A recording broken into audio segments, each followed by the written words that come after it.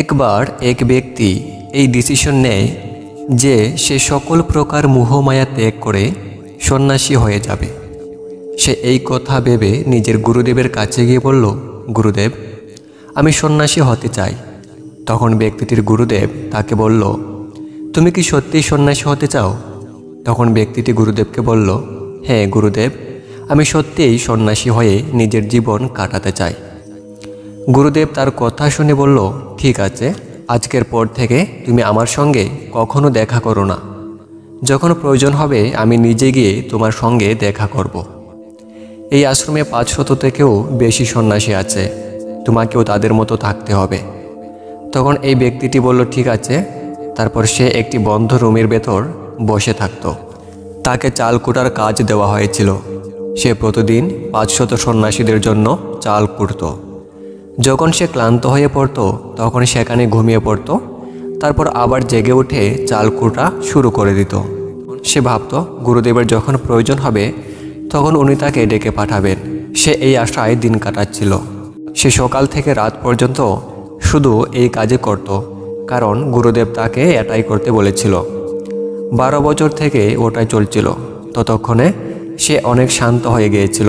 তার মনে এই কাজটি করা ছাড়া অন্য কোনো চিন্তা ভাবনা ছিল না। এটাই ছিল তার প্রতিদিনের রুটিন। 12 বছর পর গুরুদেব ভাবছেন ওনার যাওয়ার সময় হয়ে গেছে। উনি সব শিশুদেরকে কাছে ডেকে এই ঘোষণা করেন যে আমার উত্তরাধিকারী হতে চায়, সেজন্য রাতে দেওয়ালে এই 4টি লাইন লিখে যায়।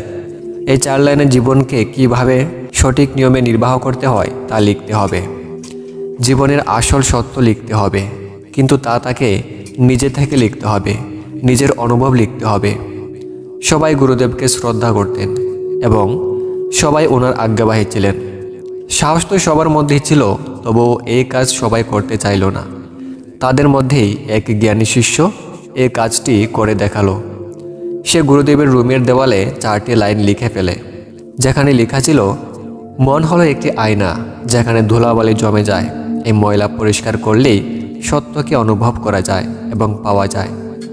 ভোরবেলা গুরুদেব উঠে দেখেন ওনার দেওয়ালে 4টি লাইন লেখা। তখন তিনি বললেন, কোন মূর্খ এগুলো লিখে আমার দেওয়াল খারাপ করে দিল, তাকে ধরে আমার কাছে নিয়ে আসো। কিন্তু এই জ্ঞানী শিষ্যটি পালিয়ে গিয়েছিল, কারণ লেখাটি সে অন্য কোথাও থেকে চুরি করেছিল। সেটা তার নিজের মনের অনুভূতি ছিল না।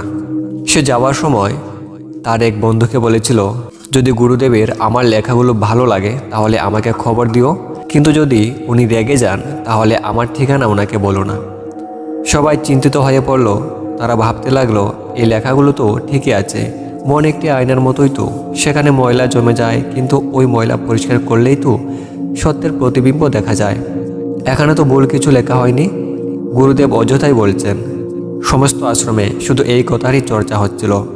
এই কথাগুলো বলতে বলতে 4 জন শিষ্য চাল কুটতে থাকা এই ব্যক্তিটির পাশ দিয়ে যাচ্ছিল। তাদের কথা শুনে সে হাসতে লাগলো। তার হাসি দেখে ওই 4 জন বলল, এখানে হাসার কি আছে? তখন সে বলল, গুরুদেব তো ঠিকই বলেছেন, কোন মহামূর্খ এই লেখাগুলো লিখল? এই কথা শুনে 4 জন রেগে গিয়ে বলল, তুমি কি জানো লেখাগুলোর অর্থ? এত বছর ধরে শুধু চাল কুটেই যাচ্ছ। তুমি শাস্ত্রের জ্ঞানের বিষয় কি জানো? যদি এই লাইনগুলো ভুল হয় তাহলে তুমি এর থেকে ভালো কোনো শব্দ লিখে দেখাও। সে বলল, ঠিক আছে, আমি লিখব, কিন্তু এত বছর ধরে চাল কুটতে কুটতে লেখা প্রায় ভুলেই গেছে, কাউকে লিখে দিতে হবে। আর এটা জেনে রাখো, আমার উত্তরাধিকারী হওয়ার কোনো ইচ্ছা নেই। যদি আমাকে এই উপাধি দেওয়া হয় তাহলে আমি বলবো না। তখন 4 জন শিষ্য বলল, তুই শুধু আমাদের বল, আমরা লিখব। তারপর সে বলতে লাগলো, কিসের আয়না, কিসের ধুলো? না কোনো আয়না, না কোনো ধুলো। যে এটা জানতে পারবে সে সত্যকে পেয়ে যাবে। মধ্যরাতে এই কথাগুলো পড়ে গুরু তার কাছে গেল এবং বলল, তুমি এখান থেকে পালিয়ে যাও, না হলে এই 500 জন শিষ্য তোমাকে মেরে ফেলবে। তুমি আমার উত্তরাধিকারী হতে চাও আর নাই চাও, আমি তোমাকে আমার উত্তরাধিকারী হিসেবে মেনে নিলাম। যদি এই কথা সবাই জানতে পারে তবে এই 500 জন শিষ্য মেনে নিতে রাজি হবে না। তারা বলবে, একজন চাল কুটা ব্যক্তি কিভাবে উত্তরাধিকারী হয়ে যায়? সে সত্যকে পেয়ে গেছে, আত্মজ্ঞান লাভ করে ফেলেছে, আর আমরা শাস্ত্রজ্ঞান অর্জন করে কিছুই লাভ করতে পারলাম না। তাই তুমি এখান থেকে এক্ষুনি চলে যাও।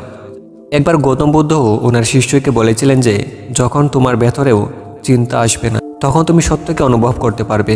নিজেকে জানতে পারবে, সমস্ত ব্রহ্মাণ্ডকে বুঝতে পারবে। আর এটাই হবে বুদ্ধত্ব প্রাপ্তির প্রথম পদক্ষেপ। বৌদ্ধ ধর্মের গ্রন্থে মনকে শান্ত করার যে উপায় বলা হয়েছে তা হলো নিজের চিন্তা ভাবনার উপর কাজ করা। আপনার অন্তরে কি চলছে না চলছে ভালোভাবে বোঝা। যদি আপনি ভালোভাবে লক্ষ্য করেন তবে আপনি বুঝতে পারবেন বিভিন্ন ধরনের চিন্তা আপনার মনের মধ্যে বারবার ঘুরপাক খাচ্ছে। কিন্তু আপনাকে অযথা চিন্তা বাদ দিয়ে, অতীতের চিন্তা ভাবনা বাদ দিয়ে বর্তমানে যা ঘটছে তা নিয়েই বেঁচে থাকতে হবে। বর্তমানে আপনার সামনে যা কিছু আছে তার উপরে নিজের ধ্যানকে কেন্দ্রিত করুন।